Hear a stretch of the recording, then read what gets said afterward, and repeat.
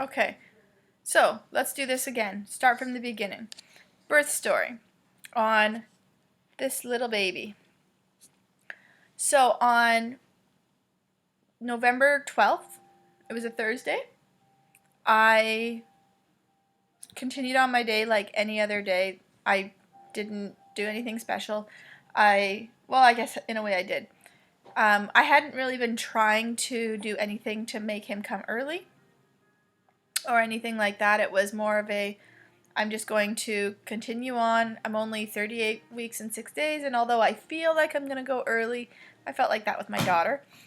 And we just don't know. So that morning I had an appointment to get my legs and bikini zone waxed so that things looked relatively nice when I went into labor, because we did have a photographer coming. And I had that done, no change. Later on that day, I'm like, best time for me to go into labor would be like 4 or 5 o'clock in the afternoon, because that would give my husband a chance to get home. And with how quick my previous labor was, being 7 hours or just over 7 hours, everybody would be home by midnight. It would all be good, and we would just go to bed that night. And if the baby came at like 8, 9, 10 o'clock, we wouldn't have family come down. We'd call them and let them know, but we wouldn't have the grandparents come down to meet the baby or anything like that, because it was late. And then we could just, go to bed, and then the next day kind of start fresh. And after getting waxed, I'm like, okay, I'm done all of my appointments. I'm going to keep going to the chiropractor until the baby comes every 4 or 5 days, just to try and keep my pubic symphysis a little less painful. And I was like, okay, the baby can come anytime. But then I was like, hang on, backtrack. No, I don't want the baby to come tonight, because when you get waxed, very often your legs and your bikini zone's a little bit irritated. So you end up with little red bumps. I'm like, with a photographer, I don't want the little red bumps. So I was like, okay, anytime after tomorrow, baby can come, no problem. That night, we continued on as per normal. Nothing more than just my occasional Braxton Hicks, which are strong, and they occur relatively frequent for Braxton Hicks, but I've had those since like 16 weeks. And so we had dinner. I wasn't overly hungry at dinner. Could have been a sign, but I'm also, almost 39 weeks pregnant. There's not a whole lot of room in my stomach, so I'm not going to be that hungry. I eat small, frequent meals. But for whatever reason, what we were eating that night, it didn't really appeal to me. I wasn't super hungry. But whatever, I ate dinner, no problem. We bathed Kaylee, went into her room, did her normal bedtime routine. My husband read her a story. I got just a few things done. We'd started doing that, I think, at that time. I have to think back, because this little baby is 4 weeks old tomorrow, so I'm trying to think back to 4 weeks ago, which in newborn land is a very long time ago. So my husband would read her a story on the rocking chair. There'll be more, don't worry. There will be more, I promise. So he reads her a story, and then I would sit on the rocking chair. She would nurse while he reads another story. I would unlatch her after a very short period of time, because the nursing aversion was way too strong and too painful. And then I would rock her to sleep and then transfer her to her bed. No problems. Did that as per normal. No big deal, no change. I was typically getting a contraction about 4 or 5 minutes into nursing her. I would get a contraction, and that's been happening for weeks. And that was usually when I would say, okay, we're done for this session. Like, I'll just nurse you or I'll just rock you down now. And so same thing happened, no different than any other time. Came out of her room. I'm keeping an eye on her to make sure that she's not going to get into anything as well, and seeing what's on the TV at the same time. So I'm a little distracted, but that tends to happen when you get very forgetful. So I came out of her room as I normally do, probably had a snack, maybe a drink of water. I don't remember. We've got a cat that gets medication every day, so I was figured, okay, I'll medicate him, I'll feed the cats and the dog, and then I'm going to go to bed because I'm tired. And I know that very soon I'm not going to be getting a whole lot of sleep anyways. So I came out of her room, and I was getting his meds ready. He gets a couple of pills, and he gets an injection every third day, and that happened to be day 3. So I was getting everything ready and just talking to my husband, and I have been getting what I call, or what actually it seems like a lot of people call, lightning crotch. And that's where you just get this little zing of pain right down what feels like through your vagina. And some people get it right down their leg and things like that as well. And I mean, I've been getting that for weeks. And so I get this little zing.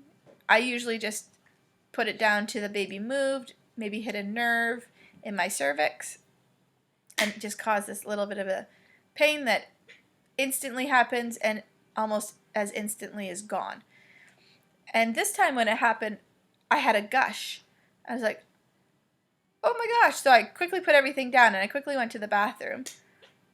I was like, I don't know if I just peed myself or if my water broke. So I sat on the toilet, took off my underwear, my shorts. The panty liner that I was wearing was not going to contain what had come out by any means. And I'd been wearing pajama shorts as well. And I went pee. So I didn't think I had peed, because I went pee, wiped, all that, and I grabbed a pad and I put a pad on. And I came back out and I'm like, I think my water just broke.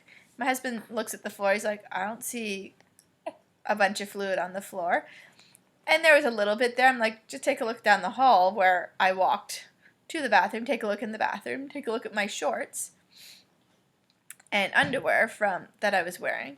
So I called the midwife, and that evening I had actually gone online, because here in Canada, at least in BC, we have something called ehealth.com, and where you can go online and find out your blood results and any diagnostic lab results that you've gotten done. And I had previously gotten my GBS, my Group B strep test done at my last appointment, and I had an appointment on Friday, so I thought, okay, well, I'll check. I'll see what I am. And I was GBS positive, and what that usually means is that they want to get antibiotics into you at least 4 hours before you deliver, but usually once your water breaks or labor starts, they like to give you antibiotics every 4 hours until you deliver, hoping for at least 2 doses.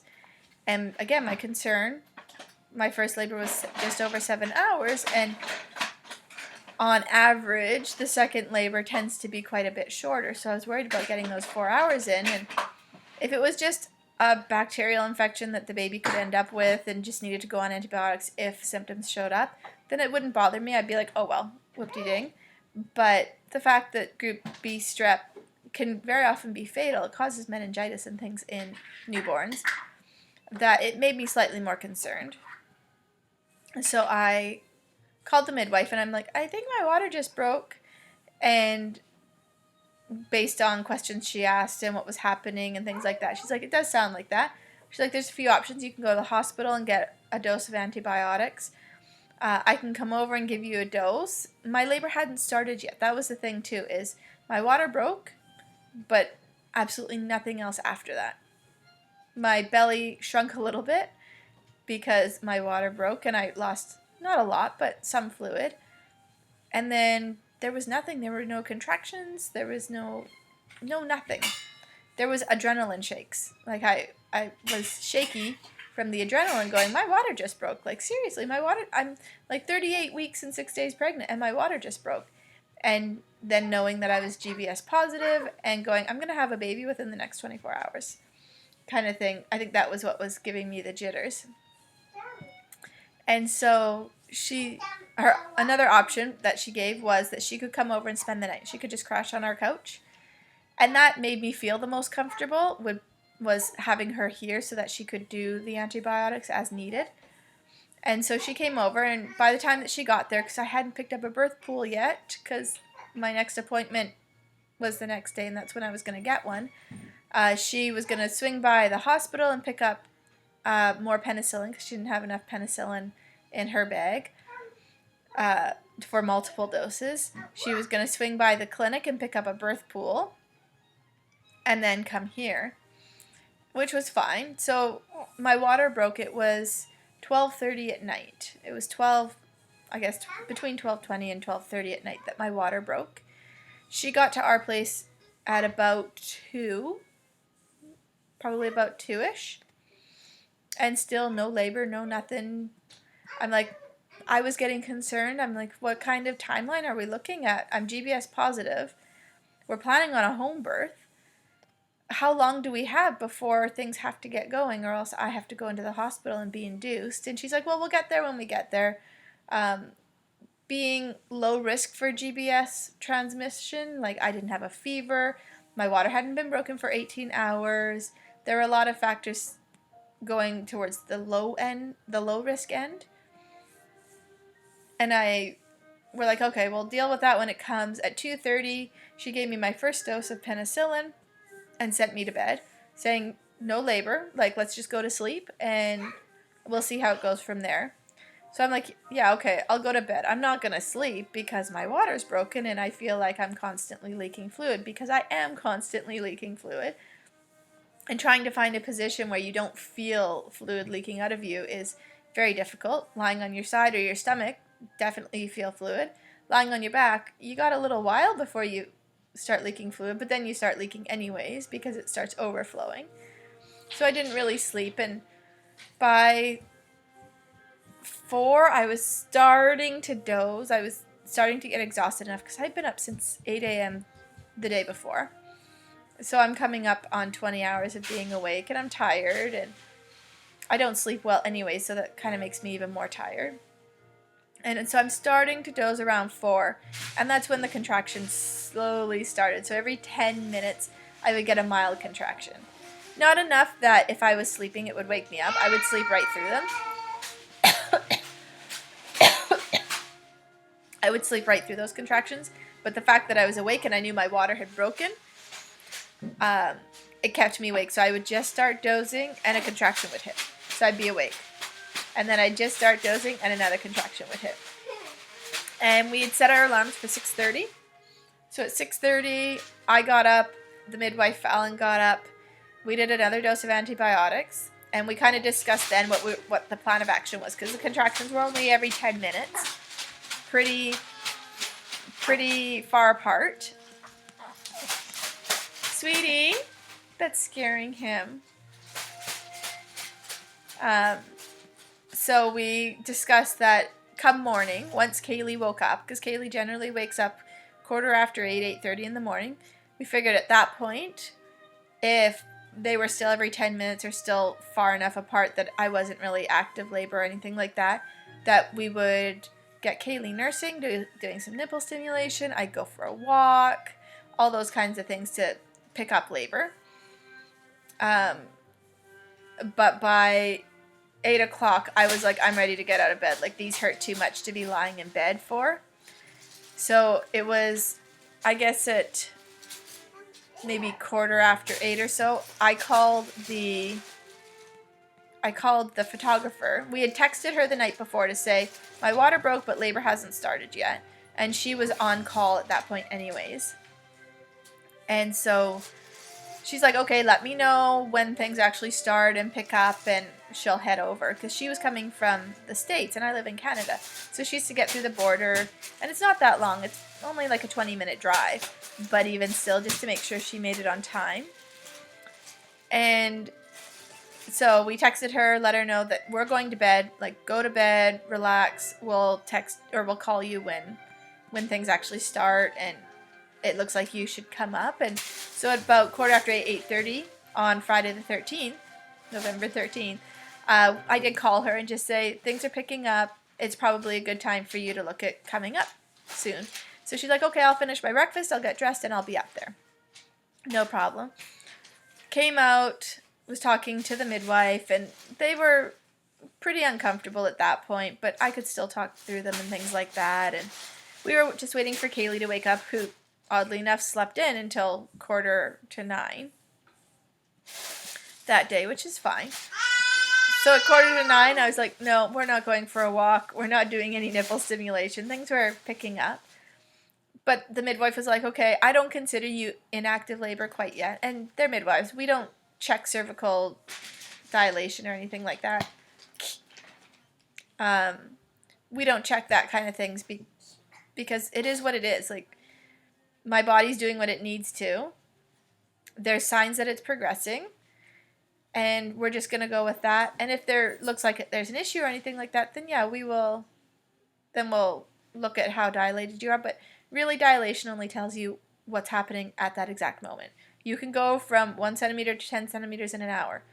Or you can go from 1 centimeter to 2 centimeters in 4 hours. You just don't know how fast it's going to go. So it didn't matter what dilation was.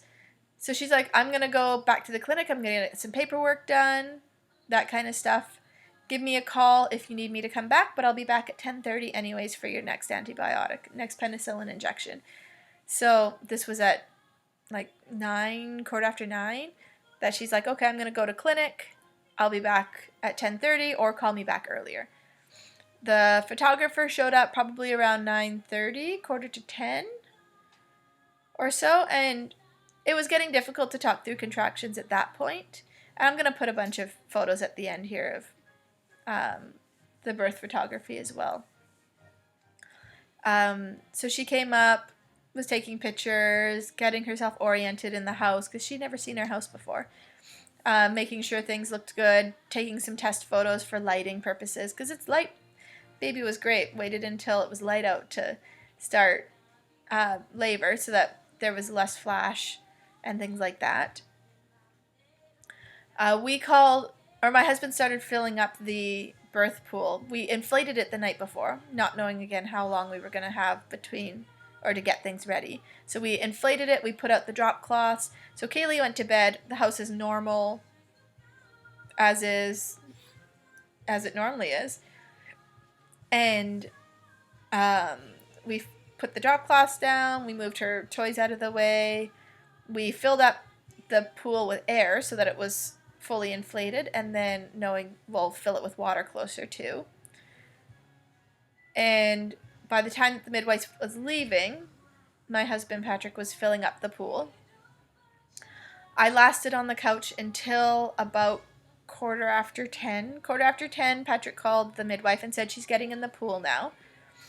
And so she was going to head back at that time, which was pretty close to when she was going to be heading back anyways. So I got in the pool, and it was so relaxing, so nice to get into that warm water and submerge my belly in it. It just felt like instant relaxation, which was amazing because it was getting to the point where I couldn't move. I wanted to get in the pool, but the thought of getting undressed, and all I had on was underwear, a shirt and bra, and a house coat. So all I had to do was take off my house coat and take off my underwear, really, and my shirt ultimately as well, and climb in the pool, and that was daunting to get to in between contractions. And the contractions were still between 4 and 6 minutes apart at that point. So it's not like they were bang, bang, bang, bang, but just getting up and moving caused contractions. So I could make them happen faster by moving.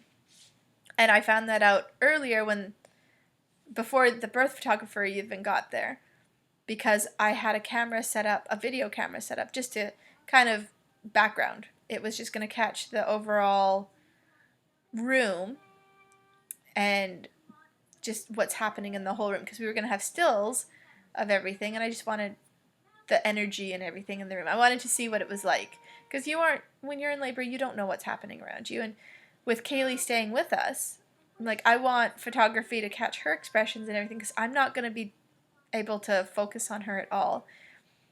And just getting up off the couch, walking across our little living room, it's a very small living room, to turn on the camera and come back and sit down caused another contraction. And they weren't bad at that point. Once I was in the pool, midwife got there very shortly afterwards. She came in, she walked behind me, because I was kind of on my knees leaning on the front edge of the pool. And there's something called the purple line. If you haven't heard of it, the purple line in labor, look it up. And watching the video later, after the fact, I saw her kind of stop, and she's like, in the water, she's like, do you have the urge to push? I'm like, not yet, but there's a lot of pressure. And so she had texted the accompanying midwife who was going to come, who I had never met. It's a midwife that she would use it's a midwife that Fallon, my midwife, would use in the event she has children. She's one based out of Vancouver, because another midwife from the clinic that I was going to was unable to make it on time. So she called Stephanie in, and Stephanie came when I was pushing, which is fine. They just like to have 2 healthcare providers so that if there's anything funky going on, there's one person for mom and one person for baby. And so she walks behind the pool to go and get my next dose of penicillin ready, because it's almost 10:30, and asks me if I have the urge to push. I said, not yet, but I feel like it's going to be very soon. And so she got my next dose of penicillin going. She seemed a little bit rushed. She's like, everything's under control. Like, I'm not worried at all. Baby's going to come when the baby comes. Like, I'm not going to be able to hold it in, and I'm not going to push it out before it's ready to come out. So do what you need to, and we'll just work with it. And so she gets my next dose ready and starts giving it to me. And what sucked about that is she gives it in between contractions. So she starts, and she's giving me the antibiotic, and I start getting a contraction, so she stops. She's like, I'm just going to hold this here in case I move, because penicillin really hurts when it goes outside of the vein. So she's like, I'll just wait in case I end up moving and pulling the butterfly catheter out and things like that. That was a 4-minute and 45-second contraction. It sucked really, really bad. And she ended up continuing giving me the injection like 3 minutes into it, just so that she could continue getting other things ready and getting the heating pad turned on and making sure everything was good to go. And so she gave me the rest of that and then continued working. Within a few minutes, I'd say, because this was probably 10:45 or so by this point, within a few minutes, another contraction. At the end of that contraction, at the peak of that contraction, I did have an urge to push. Next contraction, I pushed with that one. That contraction ended. Stephanie, the midwife, walked through the door. One more contraction, and the head was out, and we did it super slowly. I got torn really badly with Kaylee. I needed 20 plus stitches. I tore in 3 different places, and that's because when the ring of fire hit, I knew that if I just gave another push, then the head would be out and that burning would be done. And I really didn't want to tear this time, so I was trying to not push. And so at the second contraction, the head came out. And then they listened to the baby's heartbeat again. It sounded fine. And then the third contraction is when the shoulders came out, and my husband and the midwife both together grabbed the baby, because I pushed the head out on my hands and knees, basically, on my knees with my arms over the edge of the tub. And then once the head was out, I turned over to kind of sit and then pushed the shoulders out from there. Baby came out rather slowly from the shoulders on, because usually, like the midwives, they kind of pull on the head and work the shoulders out, and then the baby just comes right out, and they help it. And I'm pushing at the same time. So the baby comes right out, and they put the baby on your chest. Whereas she got the shoulders out and then let Patrick take over. So he grabbed the baby, but was expecting me to fully push the baby out. So the baby was just kind of stuck there for a few seconds in the water. I mean, the baby doesn't take its first breath in the water or anything like that. So instead of being one smooth shoulders and rest of baby coming out, it was shoulders out, which hurt. And then the baby's hips coming out also hurt, because it was a slower process. It wasn't kind of one smooth movement, which is fine, because at that point, everything hurts. So they put the baby on my chest. I saw when it came out whether it was a boy or a girl. My husband didn't, but they put the baby on my chest and covered it with a towel, a warm towel, really quickly. And then everybody's like, so what is it? Because we didn't know the gender of the baby or the sex of the baby before it was born.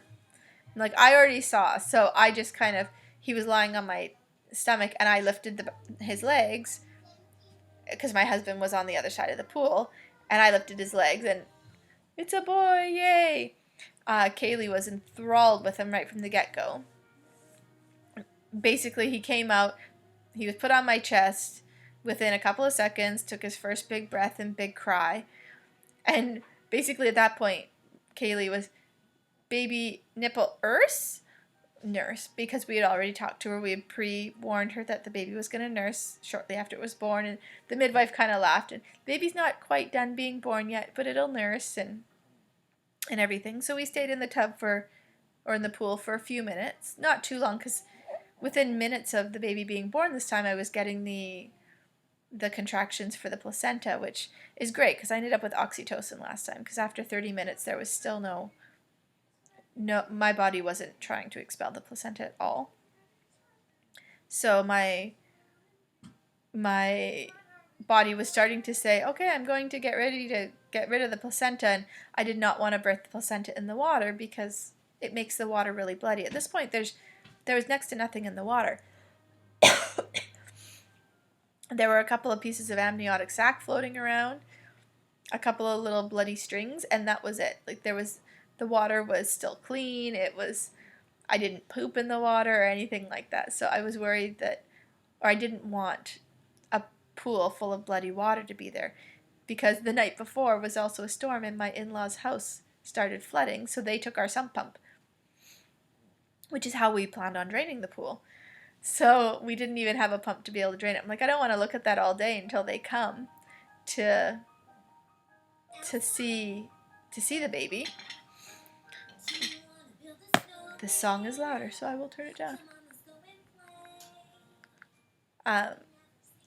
So I got out. They'd set up our long couch, our big couch. They'd set it up with a drop cloth and towels and the underpads and everything ready to go, and a pillow under one end of the drop cloth so that it was under protection. And so holding onto the baby, relatively burning still down below, which really concerned me that I had torn again really bad. But trying to get up, holding the floppy baby, step out of the pool, got some really nice pictures that I'll add in. Went onto the couch, laid down with him, and he was born, I guess that's an important point. He was born at 11:06, so water broke at 12:30 a.m. on Friday, November 13th. Contractions started around 4:15 in the morning. Climbed into the tub at 10:15 in the morning, and he was born at 11:06 that morning, and my last dose of antibiotics was at 10:30 that morning, and they give it over 10 minutes. So, which was probably even longer in my case, only because I had that long contraction. So it wasn't very long after the antibiotic was done that I was pushing, and by the time the second midwife got there and he was born and everything, went fairly quick. It was still considered 7 hours, though, from 4:15 in the morning until 11:06. So it was still a 7-hour labor. I got out of the tub. Wow, this is 30 minutes already. I got out of the tub, laid down on the couch. This midwife is a big fan of, well, one, not clamping a pulsing cord, so waiting for the cord to stop pulsing on its own. But she also she doesn't cut the cord until after the placenta has been delivered. Now, we don't do a lotus birth where we keep the placenta and cord attached to the baby until it naturally falls off at 7 or 10 days. We do clamp and cut it, but she likes to leave the placenta attached to the baby until the placenta is completely detached from mom and out. So once the placenta came out, and she had looked, I did have one little tear. It was about 1/2 centimeter internal, which she's like, I can put a stitch in it, but I have to give you 2 injections of freezing in order to do that. I'm like, do we have to? She's like, no, not as long as you take it easy over the next few days for it to heal. I'm like, I can do that. So just a little 1/2 centimeter tear, which we didn't do anything with. What else? Baby latched on really well. Baby fed on both sides really well right from the beginning. And then within an hour and a half, 2 hours after the baby was born, and after they had gotten me up to go pee and were satisfied that I wasn't bleeding too much because my platelets were also low, and I was going to be getting my repeat blood work done on Friday, which didn't happen. They weren't concerned with the amount of bleeding that I had. Everything was going really good. So by 1:30, just after 1, I don't even remember. I think it was just after 1. Everybody was gone. The photographer left first, and then the midwives finished cleaning up, and they left. And then it was just the 4 of us. We didn't have a name for the baby. In fact, it took us 12 days to name him. But his name is Lucas Jaden. He was 7 pounds 11 ounces when he was born. Born at 11:06 on Friday, November 13th. And he was 19 inches long and had a head circumference of 13 3/4 inches. So he was shorter than my daughter. She was 21 inches. He was heavier by 1/2 pound and his head was bigger, but he did a lot less damage. Don't push through the ring of fire. That's the important piece of information. Let things slowly stretch. And since then, everything has been going really good. I am going to do a separate little update video on him. I mean, he's almost 4 weeks old now, but I'll do a little update video on him separately, only because this is a 32-minute long video. He's been passed out on me the whole time. I love baby cuddles. So, yeah, that's pretty much how birth went. They left, and we were a happy little family. Grandparents came down that afternoon to say hi and visit, and I was exhausted by that evening because I had been awake for 36 or 38 hours at that point, or more than that. 8 a.m. until I think it was 10 o'clock at night that I went to bed that night. So that's 36, 38 hours of being awake during, and having a labor and delivery during that time. It makes you just a little bit exhausted. But I did find as soon as my water broke, when I was sent to bed that night, or that morning, my pelvis hurt a lot less, just even with the pressure of the bag of fluids being broken and not having so much pressure on my pelvis. It hurt a lot less that night, which was really nice. So I am going to end this video. Let's see if I can get a little side here. He's just passed out. Needless to say, he's no longer 7 pounds 11 ounces. He is almost 4 weeks old. But I will get into that in the next video. I will talk to you guys later. Bye.